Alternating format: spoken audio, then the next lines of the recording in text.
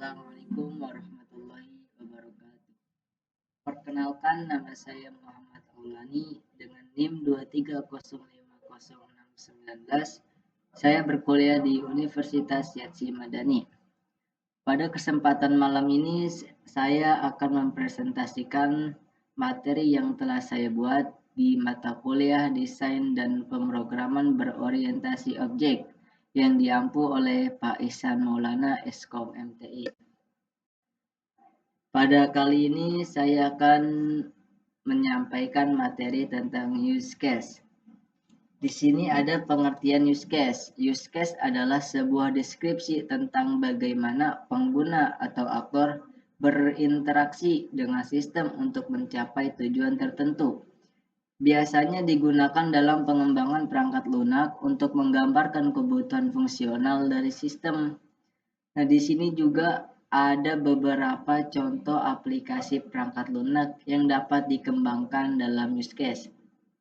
Di antaranya ada sistem informasi manajemen, aplikasi e-commerce, sistem pemantauan dan kontrol, ada aplikasi tentang kesehatan. Kemudian ada tujuan dari use case. Memahami interaksi antara pengguna dan sistem. Mengidentifikasi kebutuhan fungsional sistem menjadi dasar dalam pembuatan desain sistem dan pengujian dan mempermudah komunikasi antara tim teknis dan non-teknis. Nah, itu adalah tujuan dari use case.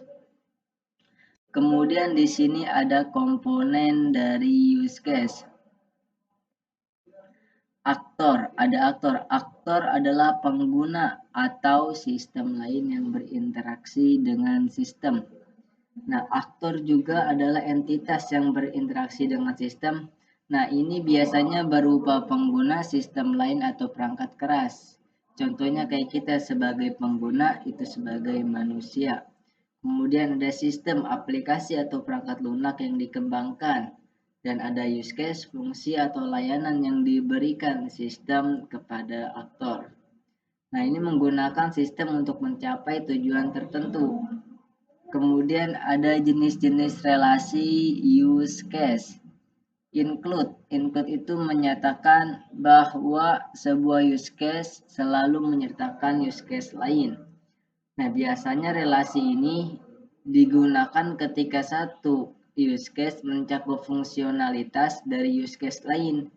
Use case yang di-include tidak dapat berdiri sendiri tanpa use case lainnya. Nah, itu pengertian dari include. Kemudian ada extend.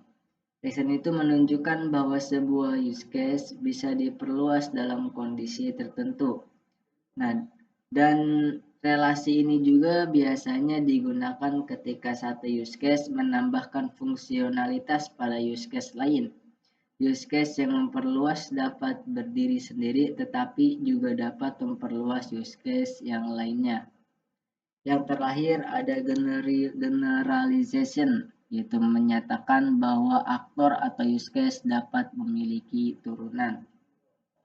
Relasi ini digunakan ketika terdapat kesamaan antara dua atau lebih use case.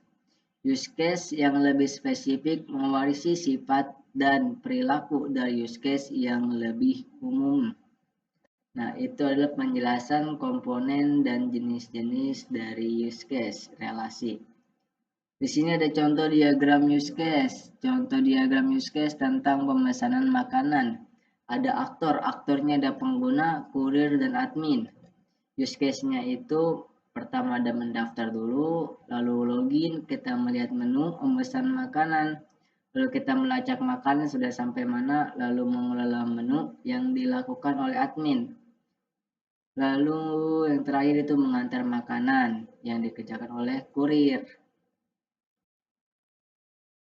Nah, di sini ada tips untuk membuat use case agar baik dan benar. Yang pertama, fokus pada kebutuhan pengguna. Yang kedua, gunakan bahasa yang mudah dimengerti.